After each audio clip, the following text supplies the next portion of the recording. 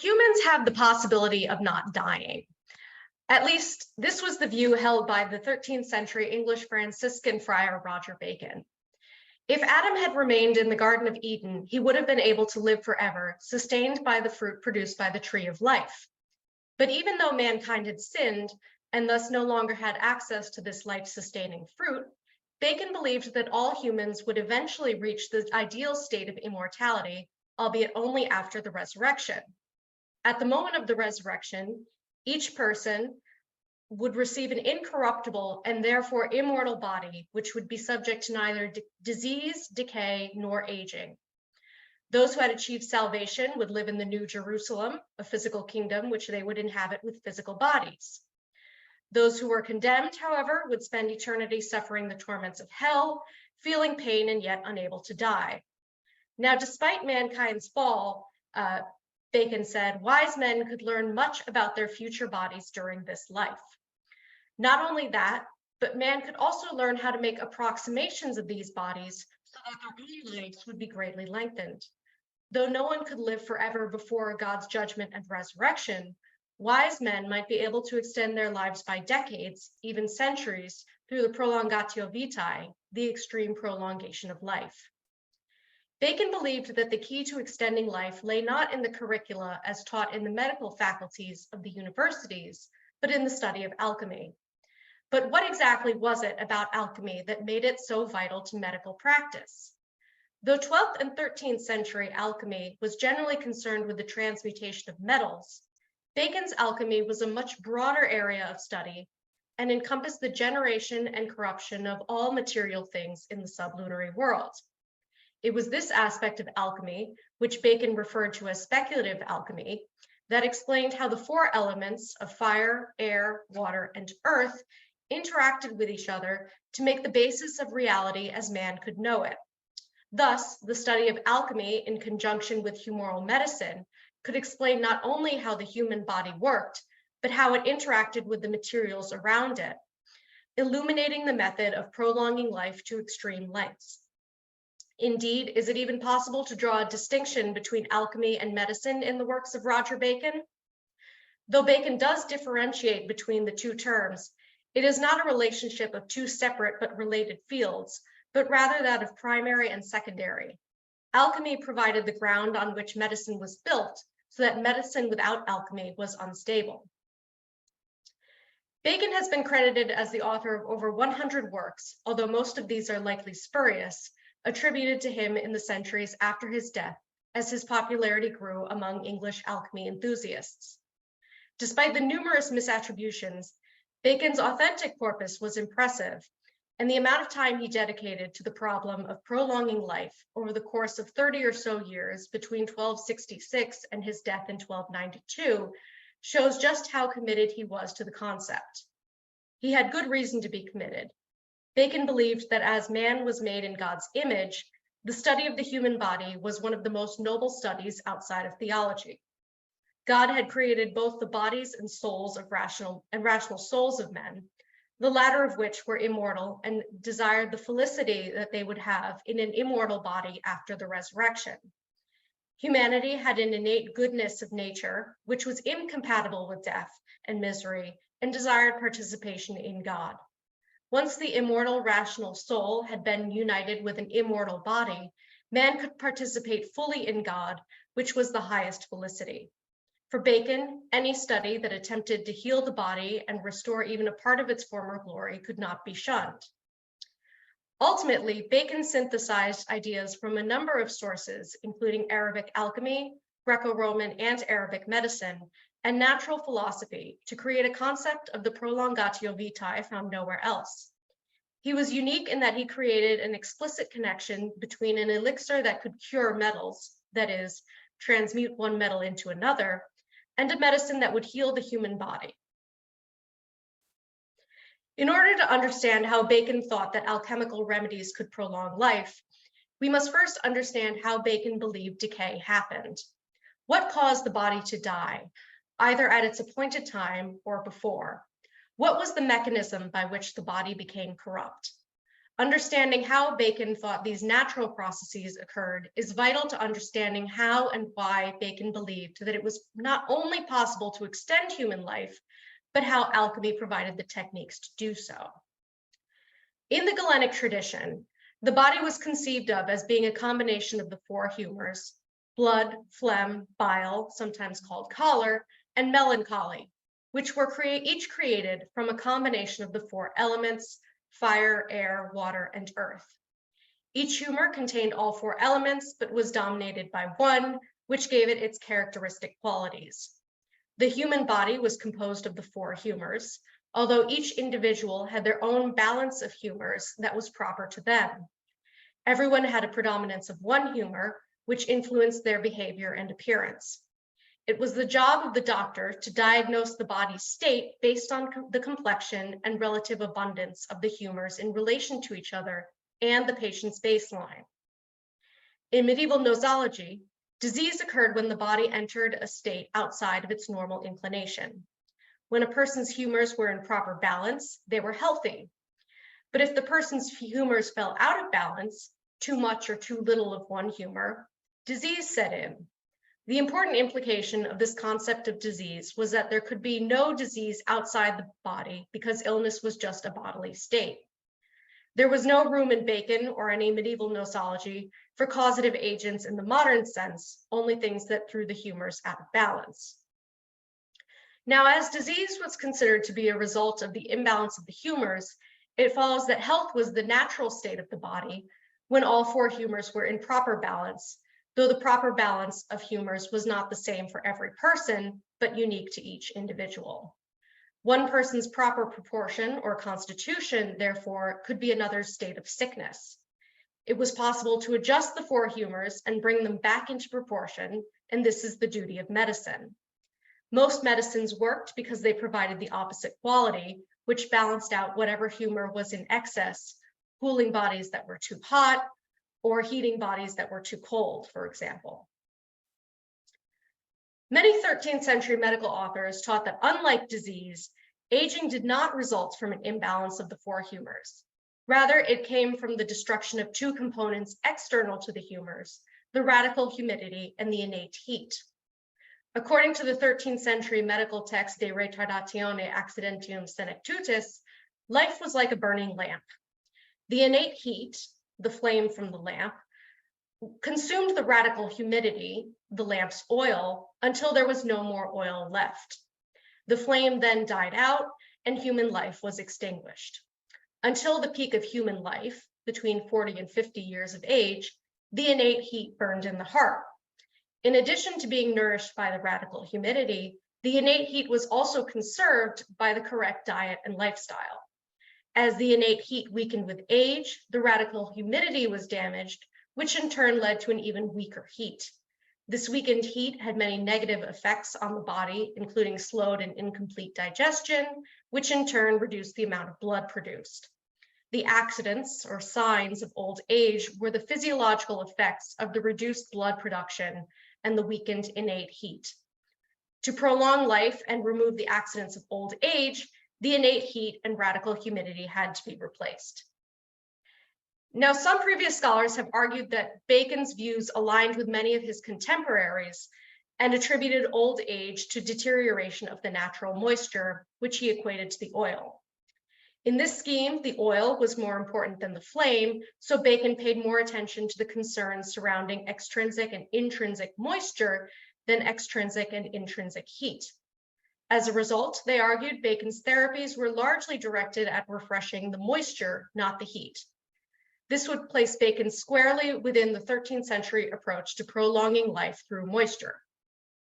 Unfortunately, this assessment of Bacon's approach to radical humidity and innate heat does not withstand further inspection.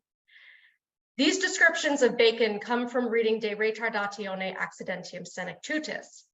And despite its attribution to Bacon for much of the early modern period and into the 20th century, it has since been shown to be spurious. In fact, Bacon often referred to De Retardatione Accidentium Senectutis as a source in its own right and made no mention of authoring it. There are no references to the lamp metaphor in Bacon's genuine medical works, and only scattered references to the importance of heat and humidity in the aging process. So previous scholarship, I argue, has over-exaggerated his reliance on these ideas, and the rejection of radical humidity was a significant way in which Bacon broke with contemporary medical theory. Bacon's understanding of aging and dying relied not on the innate heat and radical humidity, but on the 6 non-naturals, traditionally defined as air, sleeping and waking, food and drink, motion and rest, evacuation and retention, and emotions. In the Opus Minus, Bacon described how human life had come to be shortened. The biblical patriarchs lived for several hundred years, the natural lifespan of man, although even these men did not live forever, but eventually died. After several generations, however, there had been a deterioration in complexion, which resulted in a shorter lifespan. Men had begun to sin, which had in turn clouded their judgment. They passed their bad habits on to the next generation, who then compounded these sins and thus had an even shorter lifespan. This process continued for thousands of years until the present day, Bacon said, when human life had reached its absolute minimum of 70 to 80 years. This was entirely mankind's fault, Bacon said, and so humans had to work to fix it by using art. So the following passage that I'll read from the Liber Sextientiarum is crucial to understanding why Bacon was so invested in alchemy and occult remedies. Not only was the shortening of life accidental, but it was also remediable. And I quote, "Surely God did not establish the corruption of the regimen, neither did nature nor art, but because of human foolishness and individual will. And therefore the natural ends of life are those which the first men had before the flood, before the air of the regimen of health grew." Now these sentiments are repeated almost verbatim in the Opus Tertium.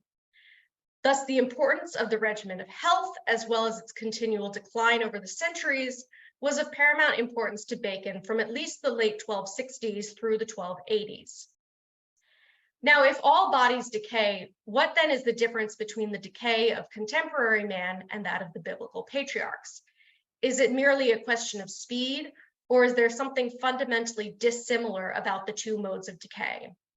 Now, Bacon believed that the men of the Old Testament lived for many centuries, but by the 13th century, men barely lived to 80s.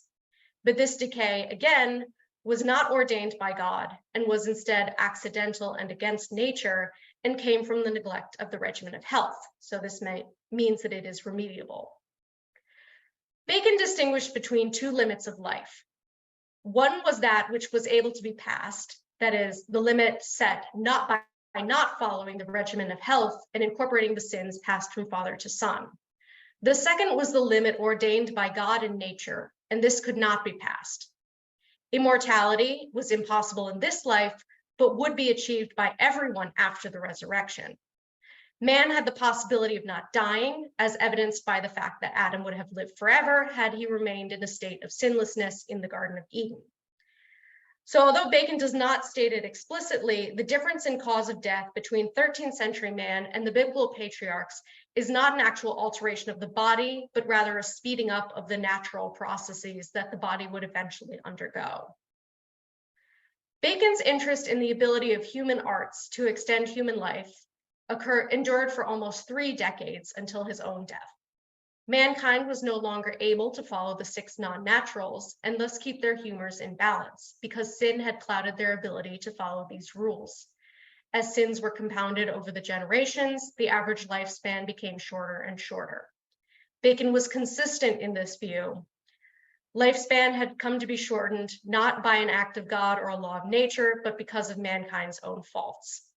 However, the accidental nature of death meant that it could also be remedied using human science. And I keep saying this because it is a very important point in Bacon, and it is fundamental to understanding how Bacon believed alchemy was the key to prolonging life. So where would one learn to prolong life? According to Bacon, there were a number of different fields that could teach this process with varying degrees of success. The first, of course, was the field of medicine. Even though medicine had many faults, it could not be rejected in the Prolongatio Vitae. Much like sin had clouded mankind's ability to follow the regimen of health over the generations, poor translations, excessive reliance on authority, and lack of solid theory, much like sin had clouded mankind's ability to follow the regimen of health over the generations, poor translations, excessive reliance on authority, and lack of solid theory meant that medical errors were passed from one generation to the next. And much like life could be prolonged despite mankind's sins, so too could medicine be revived and reformed through the use of alchemy. Now, despite its problems, Bacon continued to believe that the art of medicine was the first cause of health. But medicine neglected many things to the detriment of doctors and their patients. For this reason, Bacon wrote De Erroribus Medicorum, in which he claimed to describe the 36 errors of the doctors. In fact, there's a certain amount of distrust toward the medical profession in many of Bacon's works. Aside from De Erroribus Medicorum, the theme also appeared in the body of the Secretum Secretorum and Bacon's glosses on it, as well as the Liber Sexcientiarum, both of which discussed how to make medicines without consulting a physician. However, this distrust arose not from any fundamental problems with Galenic or humoral medicine, but from the ways in which physicians learned their art. A major failure was that medicine was not taught properly. Bacon identified pharmacology as the major area where medicine was lacking. Doctors did not know how to make their own drugs and thus relied on uneducated apothecaries to make the drugs for them. This ignorance in pharmacology can be broken down into 4 subcategories. Medicine did not teach how to ferment drugs. It did not teach how to compound drugs. It did not teach how to remove poisonous material from medical substances. And finally, it did not teach how to account for changes in dosages. Ultimately, the 4 failings in medical education meant that the doctors were unable to make their own drugs. Instead, they relied on the apothecaries who were greedy and deceitful, who cheated the doctors.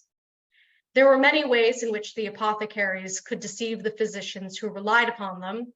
They could overcharge for their drugs, give drugs of poor quality, give drugs that had already had some of their virtues removed, or even adulterating the drugs in some way. The only way for a doctor to ensure that they were not being cheated by an apothecary, Bacon said, was to make the drugs themselves. If medicine itself erred in its study, then how could physicians be expected to practice medicine effectively? Well, they erred, of course, in their implementation of the regimen of health, not just for their patients, but their own health as well. Only 1 in 3,000 physicians could be expected to pay attention to the regimen, says Bacon. If they did follow this, then they would reach the limit of life set by God in accordance with this regimen. But it was impossible to do so because of human error.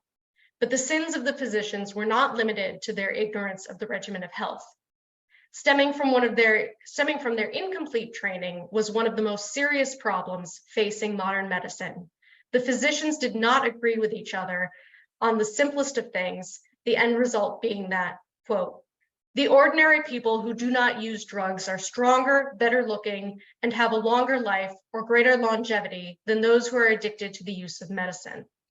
The exact opposite of this would be necessarily true if the use of drugs was perfectly understood by the doctors, and if all drugs and non-natural things were prepared in the right way and given to each person in proportion to his age and physical constitution and the horoscope of each."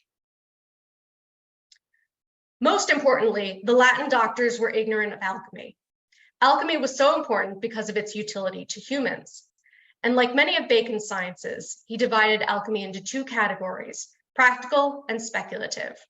Practical alchemy taught how to make colors and metals, but more importantly, it taught how to improve the orthodox medicines available.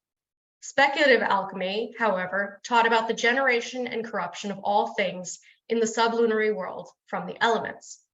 This made it incredibly important for medicine because by learning about the generation of things from the elements, one could learn about their properties and natures, as well as universals and particulars, things that could only be learned from alchemy. Specifically, speculative alchemy taught about the 12 corporeal substances, which Bacon labeled, quote, "the 4 elements and the 8 others," which comprised natural generation and could not be learned about elsewhere. In De Erroribus Medicorum, Bacon explained that there were three layers of material that made up the natural world: the elements, the simple humors, and the complex humors. The first layer, that of the elements, consisted of fire, air, water, and earth.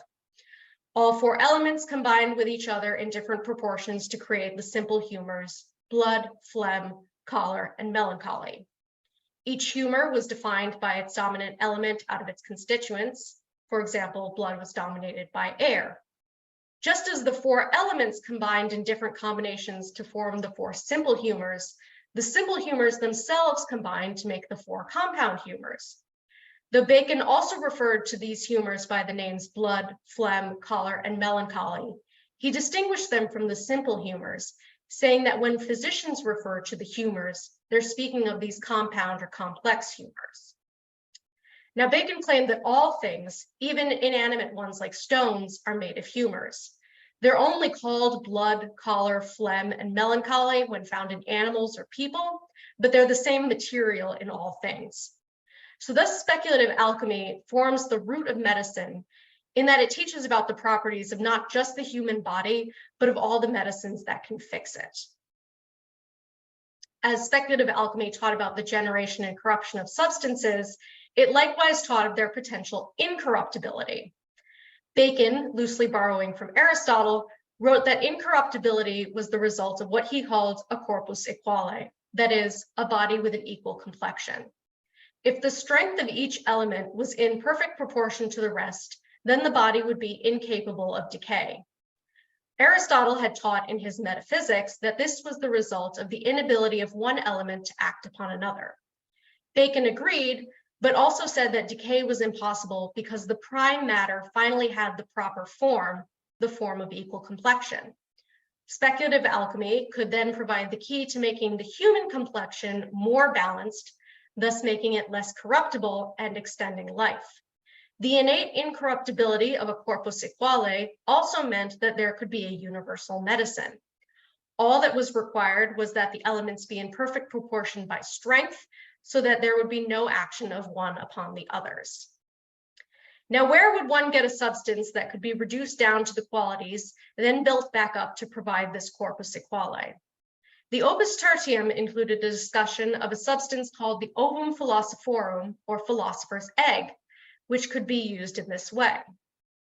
The philosopher's egg was described as, quote, a stone that is not a stone and is in every human and every place and in every time.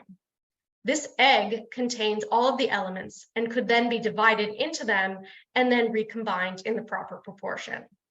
So previous scholars have identified this philosopher's egg as human blood, and Bacon himself provides a lengthy discussion in the Opus Minus as to what different alchemical authorities considered the best egg to be. For Bacon, human blood was the best egg for several reasons. It contained all four simple humors and was similar in composition to the universal prime matter. But if it was possible to prolong human life, then why hadn't more people done so? The first and most obvious reason was that they simply didn't know how. Bacon said that even wise men like Aristotle and Solomon, who knew so many things, were ignorant about the Prolongatio Vitae. Aristotle, for instance, did not know the quadrature of a circle, and if he did not know something so simple, then how could he be able to comprehend how to extend life? But lack of knowledge about prolonging life may not just have been the result of an individual's inability to comprehend difficult concepts. One section of the Opus Minus suggested that this knowledge was deliberately held from most men by God. The knowledge of the Prolongatio Vitae was given by God through divine revelation to special individuals, which also enabled Bacon to avoid claims that his medicines were impossible because they had not been used by the great sages of the past. Bacon was also concerned about how long one could expect to live after having used an alchemical medicine or fixing the regimen of health. Most importantly, no one could possibly live forever before the resurrection, so while his medicines could prolong life, they would not provide immortality. To do so would be heterodox to the extreme. Death was the punishment allotted to all of mankind for Adam's sin, and Bacon's medicines had no power to remove it, nor would he ever want to claim that they had such power. Additionally, Bacon concluded that it had grown more difficult for an individual to extend his life than it was in the first centuries after the decline of man. While certain men were able to extend their lives by hundreds of years, now one could only hope to extend one's life by about 100 years, given the compounding corruptions passed through the generations. Interestingly, Bacon claimed that the medicines produced by alchemy could allow one to outlive even the longest-lived patriarchs. Methuselah, who had the longest lifespan of any individual in the Bible, died at the age of 969. Artephius, however, one of Bacon's alchemical adepts, supposedly lived to be 1025. However, Bacon never mentioned this, although one can only assume it was because Artephius' medicine gave him a more balanced complexion than any of the patriarchs had, something in itself not necessarily heterodox. Bacon thought that his alchemical remedies would work, but how exactly? With the exception of a few simple and compound medicines that worked by balancing out the humors, all of Bacon's medicines relied on a body of equal complexion, the Corpus Equale, to enact their change. Recall that this Corpus Equale is a body in which the strengths of the elements were in equal proportion and thus did not act upon each other, as no corruption could occur in a body when its active potencies were equal to one another. This was because the matter in mixed bodies desired incorruptibility, being the noblest state of matter. Once this desired form had been reached, it would not be able to be separated from the matter. This would be the condition of mankind's body after the resurrection, when man would live forever, but it could also be made using alchemical experiment. Alchemy could help nature separate the elements, reduce them to pure simplicity, and then recombine them so that their active powers were in equality. Now, he envisioned his medicine to work through the multiplication of species, a theory in which a body emits a force or species of its identity, which then acts upon the potentiality of matter in a recipient body to change that body into something akin to the emitting agent. Not only does this apply to the Corpus Equale, it can explain Bacon's understanding of pharmaceutical action in general. Previous scholars have already argued that the multiplication of species was a central component of Bacon's understanding of natural action, but did not connect it to his works on alchemy or medicine. However, there is plenty of evidence to suggest that it was the basis for these fields as well. In the Opus Maius, Bacon stated that, quote, "Everything in nature completes its action through its force and species alone." The species was identical to the agent in definition, nature, specific essence, and operation, and is best defined as the effect of an agent. Though originally referring to an aspect or a form, Bacon used the term species to mean corporeal likeness by which one body could act upon another. It is important to understand that for Bacon, the species were not a physical part of the object that was emitted. There was no change to the object emitting the species upon their exiting of the body. Instead, the species merely activated the potentiality of matter of the recipient body. Now, Bacon has to make this distinction. If a species were something that the agent itself emitted, that implies that the agent underwent corruption in the loss of its species. But this couldn't be accurate because the incorruptible heavenly bodies also emitted species, and they're not diminished in this act. So the action of species must come through the recipient body, not the agent. So in short, Bacon believed that all natural action was caused by species, as all matter is influenced by species. All matter is subject to species, and all species act uniformly. Despite the fact that in theory, all species act uniformly, in actuality, they could have either complete or incomplete effects, causing diversity in matter. A species was said to have a complete effect when it was able to completely destroy the recipient body's specific nature and replace it with something akin to the agent. The recipient was in potentiality what the agent was in actuality. But two conditions had to be met in order for a complete effect to take place. The first is that the agent needed to be more powerful than the recipient. And the second was that the agent and the recipient needed to be made of the same type of matter. In reality, there were only 8 substances capable of having a complete effect through their species, the 4 elements and their 4 qualities, the greatest of which was fire. Incomplete effects, along with the diversity of recipients, also explain diversity of matter in the world. Both De Multiplicatione Speciarum and the Opus Tertium provide the example of the sun. When the heat of the sun reached ice, the ice melted, but when it reached mud, mud hardened. The incomplete effects of all other species provided for Bacon the reason why his alchemical medicines, even if they contained a corpus equale themselves, could not fully impart that incorruptibility onto a human. In this way, Bacon's medicines did not obviate the need for a resurrection. And because species did not emanate from the agent, the corpus equale did not have to suffer any corruption or diminution when it healed a body, thus being both an effective medicament and an incorruptible body. The steps by which the species enacted a change were as follows.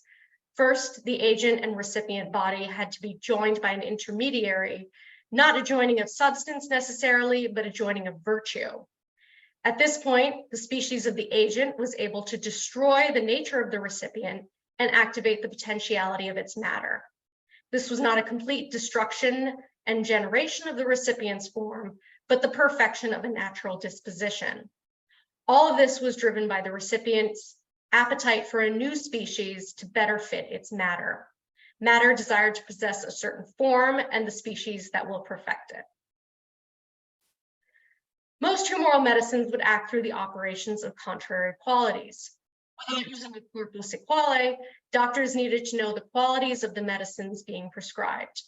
Medicines had to be prescribed in opposition to the quality of the disease. If a disease was cold in the 2nd degree, then the medicine applied should be hot in the 2nd degree to counteract the disease without damaging the rest of the body. If the medicine was a compound, the compounder needed to be aware of how the ingredients would affect the total qualities of the mixture. Complicating the process of compounding was that the authorities themselves were not able to agree on how degrees worked in medicine. In De Gradibus, Alkindi explained that degrees progressed geometrically in a ratio of 2, that is 1, 2, 4, 8, and 16, but Averroes' collegiate held that the progression was arithmetic, 1, 2, 3, 4. A corpus equale that had been reduced to its elements and remixed in the proper proportion allowed the physician to entirely bypass this discussion and not worry about the degrees of either the disease or the medicine. It was alchemy that provided the corpus equale, both practical and speculative. Speculative alchemy, through its study of the interactions between the 4 elements, taught how incorruptibility could be achieved by balancing their potencies. Practical alchemy provided the means by which to separate, purify, and recombine the elements in proper proportion, which was demonstrated by speculative alchemy. If completed, the corpus equale would extend life by many years. But the inability for the corpus equale to have a complete effect in the matter of the recipient, the human body, as well as the differences between the bodies it was acting upon, made it impossible for all people to receive the same results from a medicine of equal proportions. Bacon was a great synthesizer of different sources, often from very different genres. He built on the ideas of medicines found in contemporary and ancient works and combined them with the corpus equale, alchemy, and experimental science to explain how they could use their equalities of elements to prolong life. Like most of his medicines, Bacon did not describe his personal use with the prepared and with his alchemical medicines. However, they remain central to his idea of the Prolongatio Vitae. Why did he believe these items existed and that they would even work if he had never tried them himself? There are 2 reasons why he was justified in believing in these alchemical medicines. The first is that he had it on authority that they existed. Bacon had heard stories of men who had prolonged their lives using alchemical medicines, such as the legendary Artephius. It is thus within Bacon's experimental method to consider the stories he heard, especially those that come from reliable authorities, as evidence for the existence of prepared alchemical remedies. The second, and perhaps more important reason why Bacon believed the alchemical remedies was that they were acting within the laws of nature. Most authorities, including Aristotle and Averroes, taught that an equality of elements excluded all actions, passions, and corruptions. This was a law of nature that concerned the fundamental building blocks of the universe with no room for variation. Elements and their qualities, in perfect proportion, were incapable of acting on each other and must experience a state of stasis. Even something as powerful as the rational soul couldn't change this, as in the case of the resurrection body. This meant that so long as Bacon believed that these medicines had a body of equal complexion, or at least something approaching equality, they could only act in this manner. Alchemy, rather than being solely about transmuting base metals, found its greatest use in the Prolongatio Vitae. Bacon synthesized material from many sources, including the genuine and spurious Aristotle, Avicenna, and Averroes, to develop a theory uniquely his, that a body of equal complexion, in which the elements were all balanced in their potencies, was not only able to exist without corruption, but could impart that incorruptibility onto a different substance.